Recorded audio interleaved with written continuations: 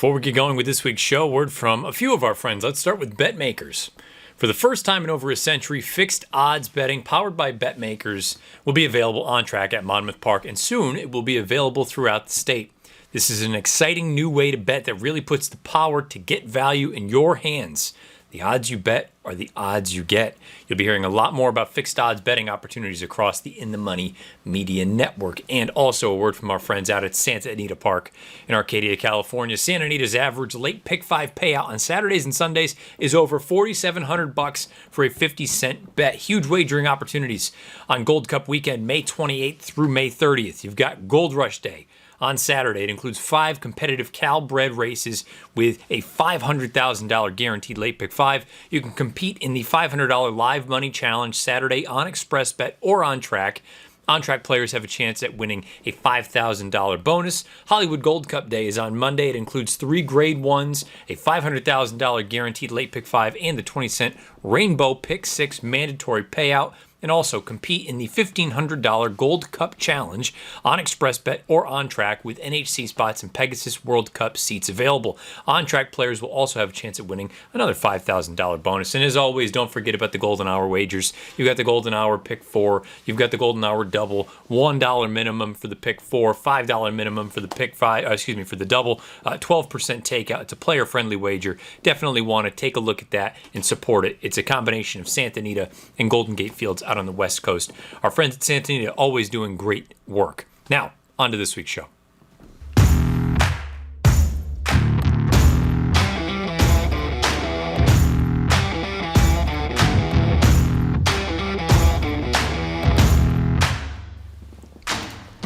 What's happening? Welcome into the Matt Bernier Show, part of the In the Money Media Network. My name is Matt Bernier. You can follow me on Twitter at Bernier_Matt. Today is Monday, May the 16th, 2022. It's episode 115 of the show. However you listen to this thing, thank you for doing so. You can find the podcast basically anywhere you download or listen to your pods. Apple Podcasts, Spotify, SoundCloud, InTheMoneyPodcast.com. You can also watch along or listen along over on YouTube. Search bar Matt Bernier Show. You will get this episode along with the 114 prior. And as always, wherever you find this show, please rate, review, subscribe. If you are over on YouTube, make sure that bell icon is lit up. That way you get notified anytime new content is uploaded to the In the Money Media channel. And I suppose that goes for the podcast feeds as well. Just make sure that you've got notifications on. When new pods show up, you're notified. Been a minute. A few things have happened since last time I saw or chatted with everyone. And honestly, today's show is going to be, there's no structure to it. It's going to be a lot of me just rambling. But going back, probably a week and a half now at this point. We'll go back to Friday, Kentucky Oaks Day. And I'll just give you kind of a play-by-play from there on till where we are now. Talking Oaks, Derby, Preakness upcoming. Talk about some sports. Stanley Cup Playoffs, NBA Playoffs. You get the PGA Championship coming up this week. I got a guy that I love there. And just, again, it's a little bit of everything. There's no real rhyme or reason to what specifically is going on in this show. If anything, it is just as much for me to shake the rust off and get ready. I fly to Baltimore Thursday night for the Preakness. This coming up Friday and Saturday. Friday will be Black Eyed Susan Day. We have a 1-hour show on USA Network, I believe. And then Saturday, we will begin on CNBC and then transition over to NBC probably midway through the broadcast window. I think all 5 hours or whatever it is are going to be available on Peacock as well if you're so inclined. So let's go back to the Oaks Day. And all things considered, good effort from Secret Oath. I'm not going to go through and do a deep dive. You've been able to go through and dissect the race probably 15 in different ways. In my opinion, it's really not much different than many of the others that you've heard out there. Both races had pace meltdowns. A few of the horses that ran very well were the ones that were prominent throughout, and they just couldn't hack it just simply because the pace was off the charts, especially in the boys' race. But the girls' race was pretty swift as well. So Secret Oath gets the job done. Great story. Wayne Lucas back in the limelight. It's always good when Lucas has a good one. And immediately after the race, I chatted with Nick Luck on, I guess, Sunday night of that weekend. And I said he was very non-committal when Nick was chatting with him after the Oaks. But he had long sort of hinted at, let's see how she runs in the Oaks and we can always wheel back in the Preakness. And I said, I feel like that effort, even though he didn't commit to it, felt like that was a good enough performance to position her to run against the boys in 2 weeks in Baltimore. Then that dies down. A few hours later, my wife has a baby. So little Letty's upstairs. She just shit everywhere. Had a big blowout. First proper blowout where clothes are destroyed, the whole nine. So that's fun. That's part of it. But she's been great so far, and she's fattening up nicely. It's always a good thing. Everybody loves a good fat little baby. So she's doing well. My wife's doing well. I'm doing well. We're working on the sleep thing. But we're in the hospital for all of this stuff. So, Oaks Day comes and goes. Baby's here. Derby Day shows up. Chatting with all the nurses and doctors and whatnot in the hospital. And the race is getting closer and closer. And I go, look, I like Taba. This is, I don't know, probably early afternoon. And in the midst of my own first personal diaper change, I had only ever changed one diaper before in my life, and that was with the help of the nurse. This was the first one I was on. My wife's in the bed, and I'm looking down and trying to figure out what I'm doing. And she goes, the baby's on TV. And I look up, and there's a picture of little Letty. So that was very funny, and we all got a kick out of that, and I appreciate everybody at NBC for doing that. I know Nick and Lindsay and Billy and all them and Edzo were kind of spearheading that. So that was a fun little wrinkle to Derby Day for us. And then a few hours later, the race comes. And I'm standing there watching it, and I go, okay, Epicenter's made his move. Moved a little early, but you know what? I'd rather be decisive and go for it. Make sure you're not going to get stopped. Zandon follows him the whole way, top of the lane. Looks like you're going to have a 2-horse battle. And then you see a horse down on the inside, and I saw a red cap, and I go, I can't figure out who that is. And I don't know if a few of the nurses, they came in right afterward, immediately after the race went. And I said, I think that was the last horse to get into the race. He was 1,000,000 to 1. And sure enough, it was Rich Strike who wins the race, 80 to 1, brilliant ride, the whole nine. Again, you've heard it 15 different ways. Stunning result, implausible result. I've heard enough and watched enough things of folks saying, oh, did you miss something or did we miss something going through the handicapping? You can go through and try to go back and figure out something to glean from those past performances before the race. And if you do, I give you kudos. Good on you. I'm very comfortable saying you could have given me 100, 1,000, 10,000, 100,000 opportunities. And I mean, there's nothing on the paper that would suggest that horse is going to run that race. The pace was the key aspect to his victory. The ride from Sonny Leone, key aspect to his victory. But no, I said it when I was chatting to Nick. I mean, he was 80 to 1 on the tote. He probably should have been 200, if not 300 to 1. I mean, there was not one thing on that horse's resume that would suggest that a 101 or a 102 Beyer speed figure was coming. There just wasn't. And sometimes when that happens, you just say, hey, man, that's why they run the race. Random things happen. And things that are unforeseen, things that there's just nothing that would pinpoint this horse running this race. So I said, no harm, no foul. And that's why I was trying to sort of bring that up in some of the shows leading into the Derby itself. The idea of, I mean, it is, we all get excited. We put a lot of time into going through these horses and whatnot for weeks and months.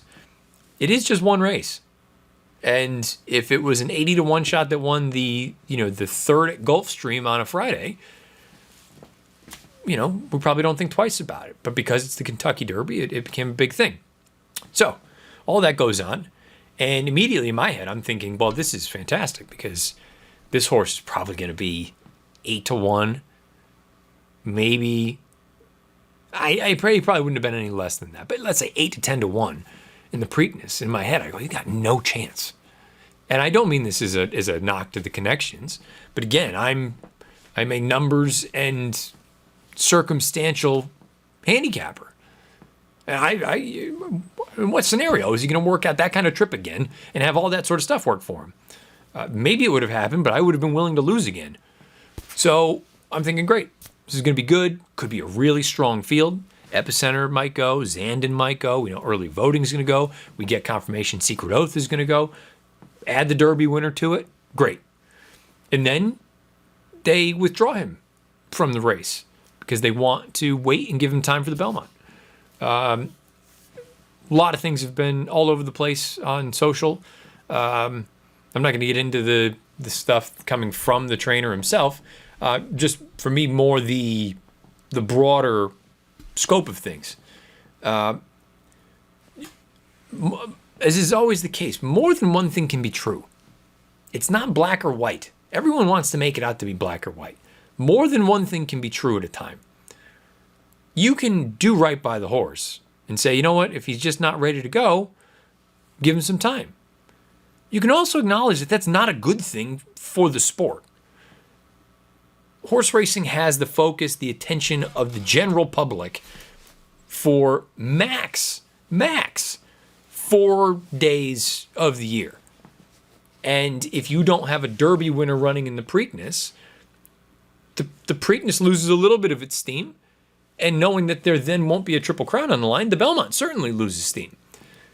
And I'm stretching it to 4, including Breeders' Cup Saturday, which, again, even from a broad standpoint, from the general public, not nearly as big a deal as the Derby, the Preakness, the Belmont, regardless of what someone like myself believes, that the Breeders' Cup is really the main event of the calendar.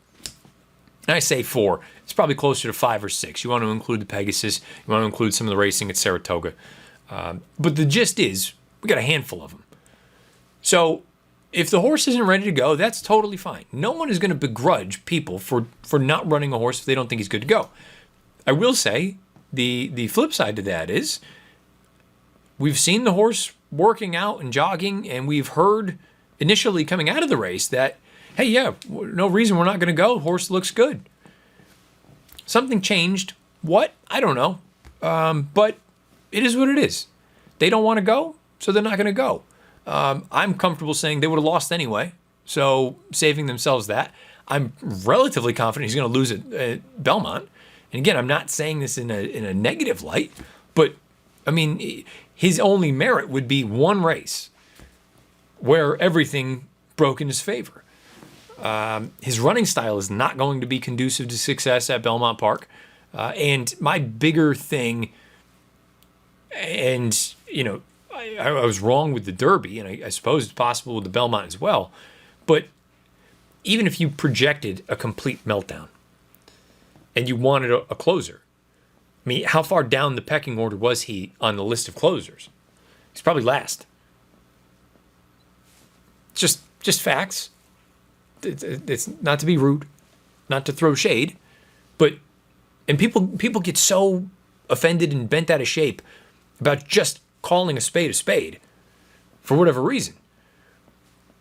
I don't know anything about the horse. I don't know anything about the folks involved. I wish nothing but good for them. But I mean, there's nothing about the horse that would make sense. So good on you, but I mean, he didn't even run the best race in the Derby. That was Epicenter. And I know there are folks that don't believe in that sort of line of thinking that, well, the horse that won had to run the best race. I think it's a little narrow-minded. Again, a little more black and white than gray. But, you know, to each their own. So, we get through that. And then Zandon doesn't go.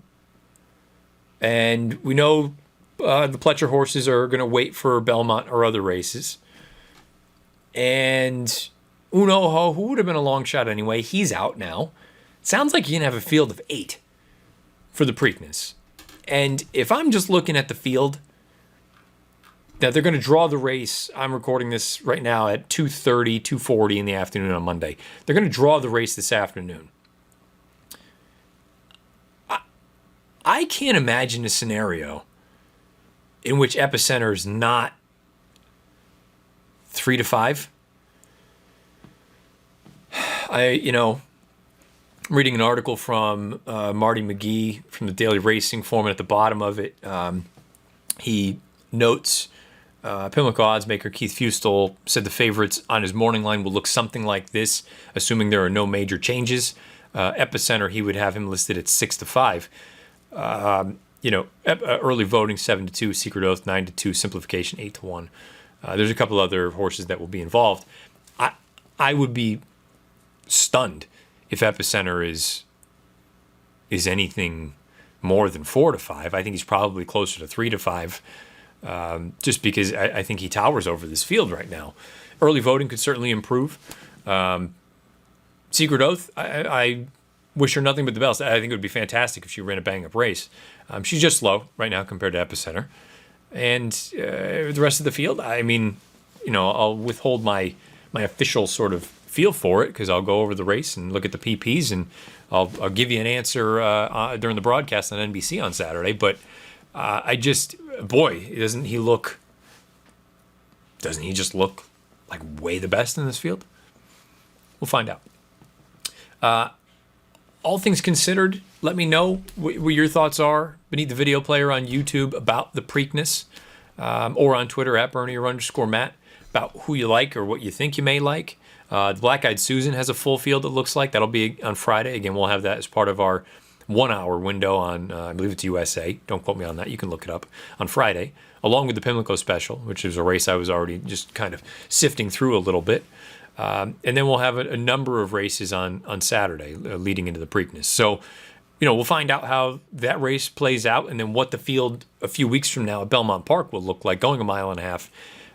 And that'll be the last piece I will touch on before I take a quick breath and then just transition into some riffing about some sports, and we'll wrap up with a pick for the PGA coming up this week. The notion of changing the Triple Crown. Again, more than one thing can be true. The way things are currently constituted, and this kind of ties back to Rich Strike, assuming a horse is healthy, which we haven't been given any indication that he's not, for a Derby winner to skip the Preakness, if I were involved with first racing, I would say are we losing out unjustly just simply because of the timing of this thing? It has nothing necessarily to do with the race itself. It just has everything to do with the modern way horses are trained. Very few of them, if you don't win the Derby, many of the horses are going to bypass. And you're going to have a fresh field of relative new shooters. And when I say new shooters, keep in mind, the reason that many of them are here is because they couldn't get into the Derby field. So inherently a weaker field. And that's not to Pimlico's fault or First Racing's fault. It's just the way things are these days. So if you have people already looking at it saying, we're going to wait for the Belmont, including the Derby winner himself, I would think long and hard about the idea of moving it. And that's purely on a business standpoint. I know people are talking about tradition, this, that, and the other. I understand. But when push comes to shove, it's a business. And if I think I can get a better product at a different time, wouldn't I be crazy not to consider it? That's just my feeling, my opinion. Again, I understand. I like tradition as much as anyone else. And people saying that it would be watered down, the Triple Crown, if you move the dates, and if people bring up the idea of shortening the Belmont Stakes. Each group can basically do what they want.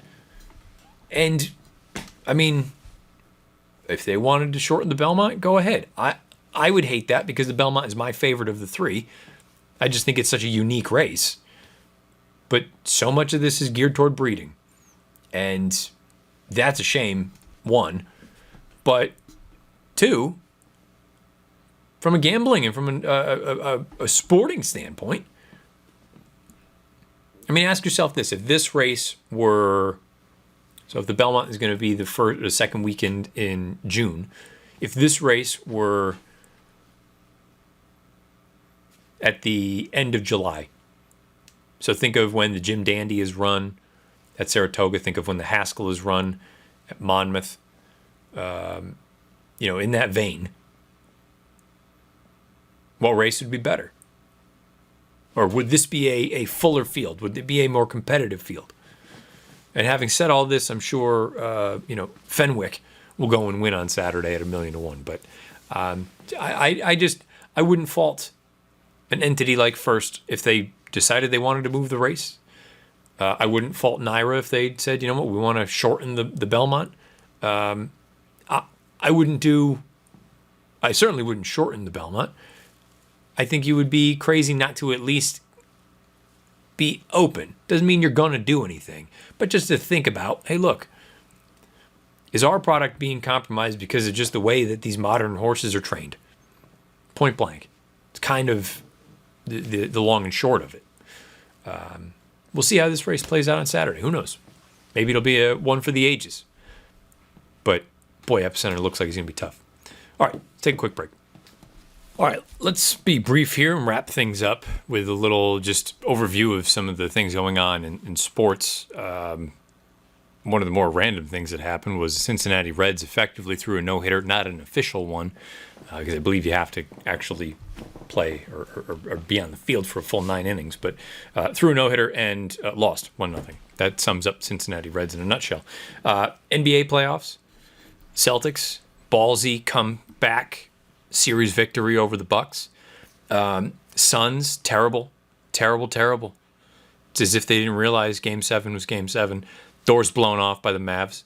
I'll just say it now. Should be a tremendous NBA Finals between the Boston Celtics and Golden State Warriors. I'm sure if Tom Espinoza is listening, he would agree with that.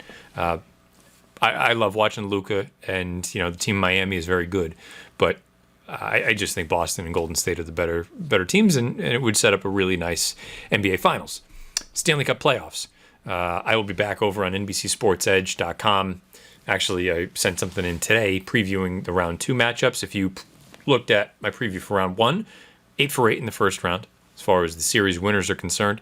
No real upsets in there. But a couple of the games me and Josh Wagner is also over there on NBC Sports Edge. We smoked out a couple of tight things that, the Flames were going to have their hands full with Dallas. Unbelievable performance from Jake Ottinger last night. That's part of the reason. It actually worked out well. I stayed up late watching the game, wrapped up at like 1:10, something like that on the East Coast, then had to feed the baby.